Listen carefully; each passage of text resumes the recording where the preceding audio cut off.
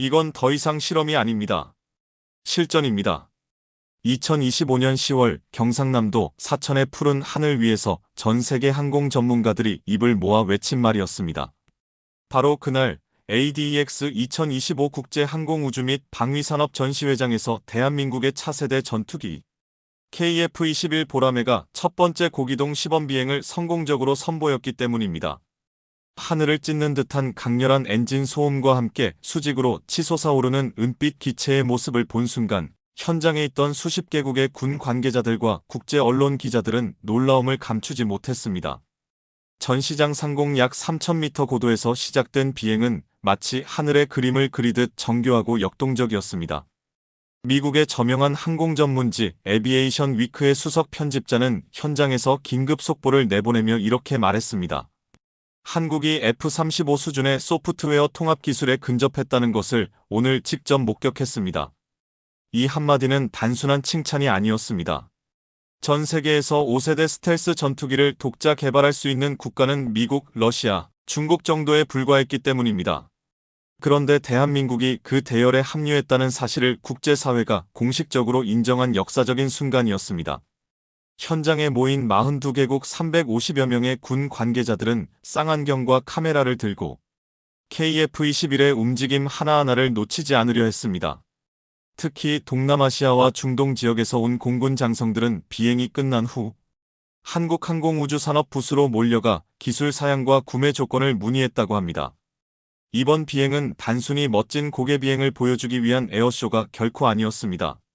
이는 KF-21 보라매가 기술 검증 단계를 완전히 통과하고 이제 실전 배치를 위한 운용 시험 단계로 진입했음을 세계에 공식 선언한 것이었습니다.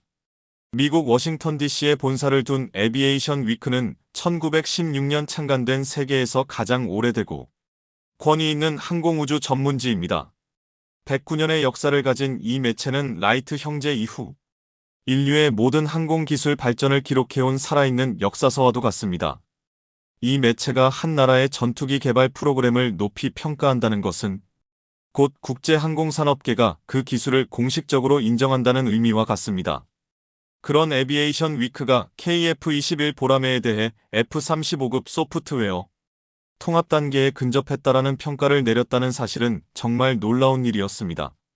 왜냐하면 현대 전투기에서 가장 중요한 것은 단순히 빠르게 날거나 무기를 많이 탑재하는 것이 아니라 수많은 센서와 무기 시스템 그리고 조종 장치들이 하나의 소프트웨어로 완벽하게 통합되어 작동하는 것이기 때문입니다. 현대 전투기의 핵심은 바로 이 통합 시스템에 있습니다. 레이더가 적기를 탐지하면 즉시 전투 컴퓨터가 분석하고 조종사에게 최적의 공격 방법을 제시하며 동시에 전자전 장비가 적의 미사일로부터 기체를 보호합니다. 이 모든 과정이 1초도 안 되는 시간에 자동으로 이루어져야 합니다. 미국의 F-35 전투기가 개발 기간이 20년 이상 걸리고 비용이 1조 달러를 넘어선 이유도 바로 이 소프트웨어 통합 때문이었습니다.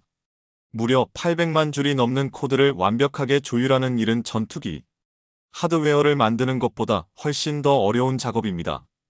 그런데 대한민국이 자체 기술로 이 난관을 돌파했다는 것입니다. 에비에이션 위크는 또한 한국이 더 이상 신흥 전투기 개발 국가가 아니라 선진항공 강국 반열에 올랐다라고 명확히 밝혔습니다.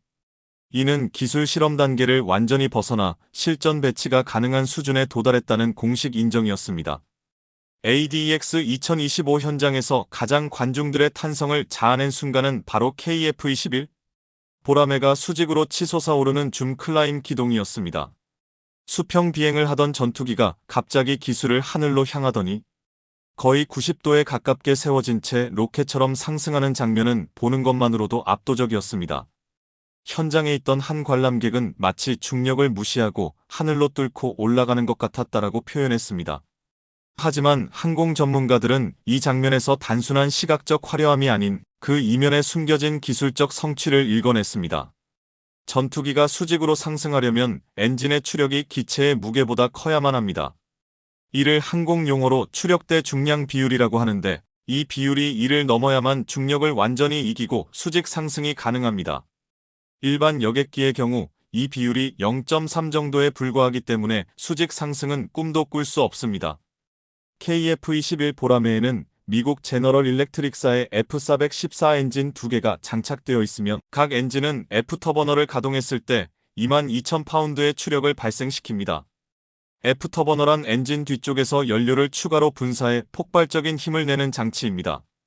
두 엔진을 합치면 총 44,000파운드, 즉 약 20톤에 달하는 엄청난 힘이 발생하는 것입니다. 이 강력한 추력 덕분에 KF-21은 완전 무장 상태에서도 안정적으로 수직 상승을 수행할 수 있었습니다. 더욱 놀라운 점은 상승 과정에서 기체가 전혀 흔들리지 않았다는 것입니다. 일반적으로 고속에서 급격한 자세 변화가 일어나면 공기 흐름이 불안정해지면서 기체가 요동치게 됩니다. 하지만 KF-21은 마치 레일 위를 달리듯 매끄럽게 상승했습니다. 이는 엔진 출력만 강한 것이 아니라 플라이 바이 와이어 비행 제어 컴퓨터가 순간순간 자세를 정밀하게 조정하고 있다는 증거였기 때문입니다. KF-21 보라매가 보여준 또 하나의 놀라운 기동은 바로 고바듬각 비행이었습니다. 바듬각이란 항공기의 날개가 공기 흐름과 이루는 각도를 의미하는데 이 각도가 클수록 양력은 증가하지만 동시에 항력도 커지고 조종이 불안정해집니다.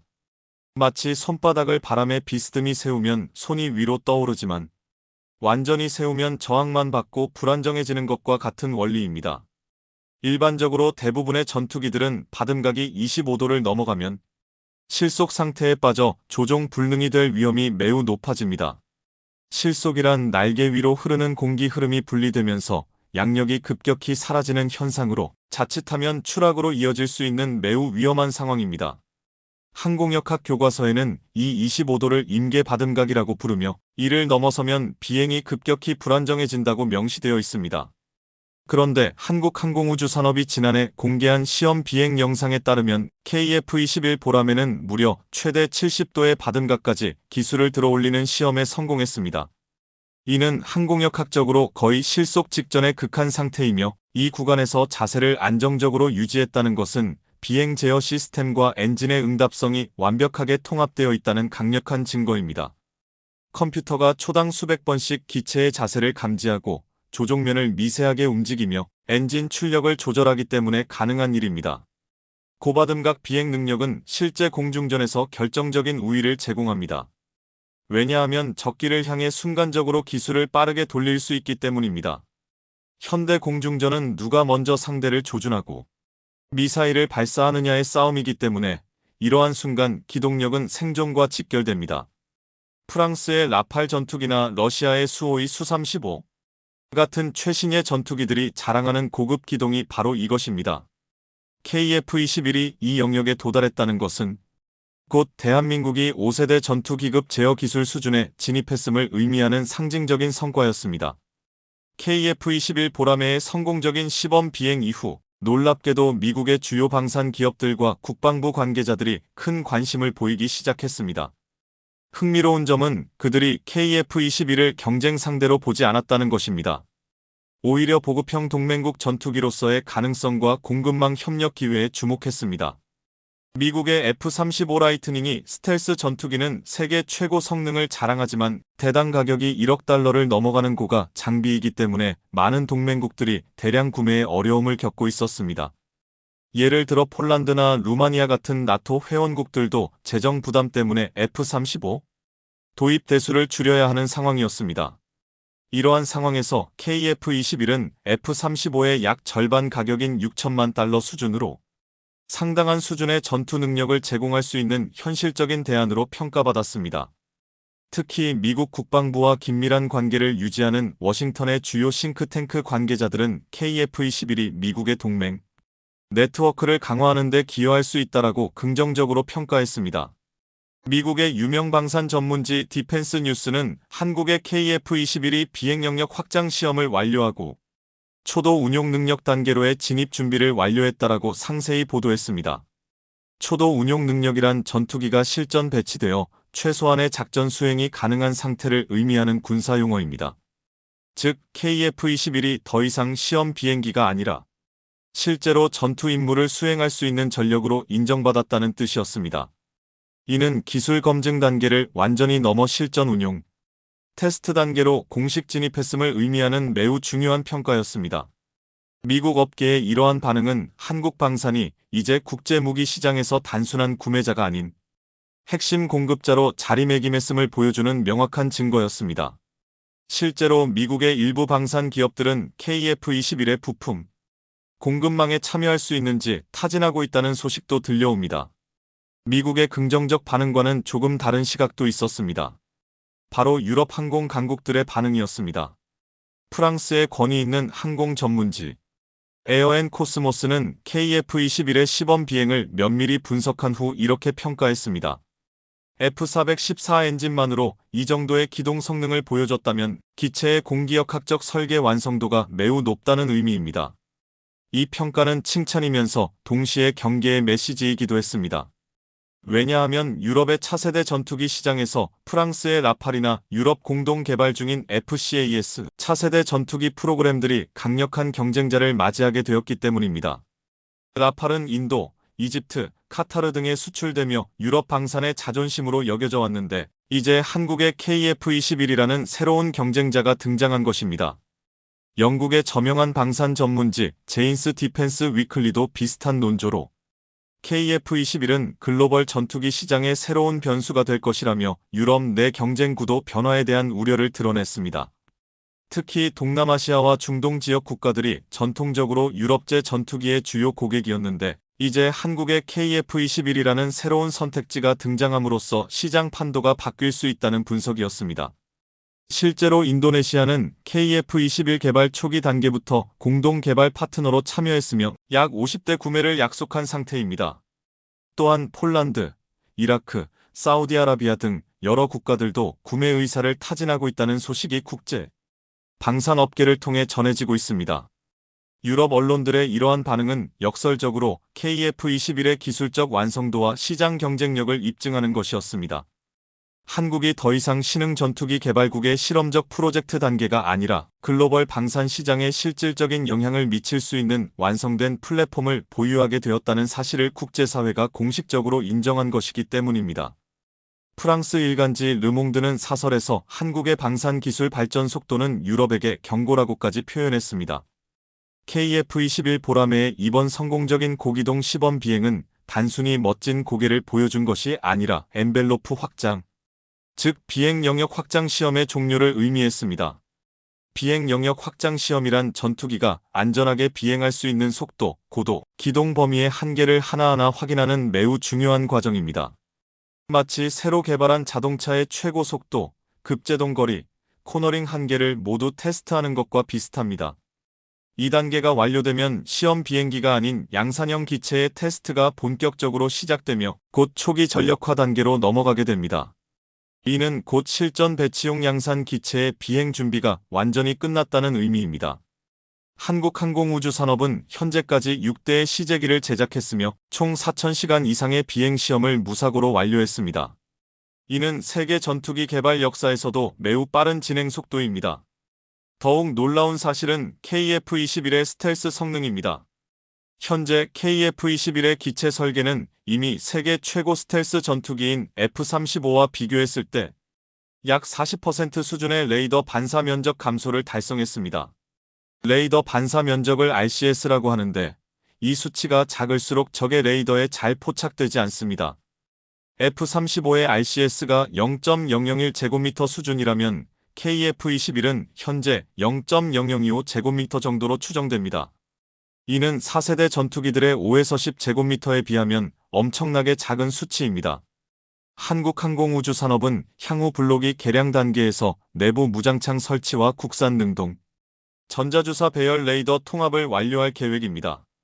내부 무장창은 미사일과 폭탄을 기체 내부에 탑재하여 레이더 반사를 최소화하는 장치이며 AESA 레이더는 동시에 수백 개의 목표를 추적하고 공격할 수 있는 최첨단 센서입니다. 이 두 가지가 완성되면 KF-21은 완전한 5세대 전투기 기준을 충족하게 됩니다. 이 모든 것을 대한민국이 순수 자체 기술로 완성했다는 사실이 정말 자랑스럽습니다. 2025년 10월 ADEX 전시장 하늘을 가른 KF-21 보라매의 비행은 단순한 항공쇼가 아니었습니다. 이것은 대한민국이 이제 스스로의 기술로 우리의 하늘을 지킬 수 있다는 강력한 선언이었습니다. 미국의 디펜스 뉴스가 정확히 평가했듯이 KF-21은 한국 방산이 세계 무대에 본격적으로 진입했다는 신호탄이었습니다. 불과 몇십 년 전만 해도 우리나라는 전투기를 수입해야만 하는 나라였습니다. 1990년대까지만 해도 F-4 팬텀이나 F-5 타이거 같은 구형 전투기를 미국에서 도입해 사용했습니다. 하지만 이제는 세계 최고 수준의 전투기를 독자 개발하여 다른 나라의 수출까지 논의하는 항공 강국이 되었습니다. 이 놀라운 변화는 지난 30년간 대한민국 항공산업 종사자들이 흘린 땀과 노력의 결실입니다. 1980년대 말 한국항공우주산업이 설립되고 1990년대 T-50 고등훈련기 개발을 시작하면서 우리는 조금씩 기술을 축적해왔습니다. T-50의 성공적인 개발과 수출이 KF-21 개발의 밑거름이 되었습니다. KF-21 보라매는 이제 더 이상 시험 비행기가 아닙니다. 실전에 배치되어 대한민국의 영공을 수호할 준비가 완료된 전력입니다. 2026년부터 양산이 시작되며 2028년부터는 공군에 정식으로 배치될 예정입니다. 전 세계 항공 전문가들이 인정한 기술력, 미국이 협력 파트너로 주목하는 신뢰성, 유럽이 경쟁자로 경계하는 완성도를 모두 갖춘 자랑스러운 우리의 전투기입니다. 보라매라는 이름처럼 용맹하고 날렵하게 하늘을 누비며 조국을 지키는 그 모습은 앞으로 대한민국 항공기술의 상징이자 자부심 그 자체로 오래도록 기억될 것입니다. 한국항공우주산업과 국방과학연구소, 그리고 수많은 엔지니어들이 밤낮 없이 땀 흘려 이룬 이 위대한 성과를 진심으로 축하드립니다. 여기까지 긴 영상 시청해주셔서 정말 감사합니다. 영상이 유익하셨다면 구독과 좋아요 버튼으로 응원해주시고 댓글로 여러분의 생각을 나눠주시면 더욱 감사하겠습니다.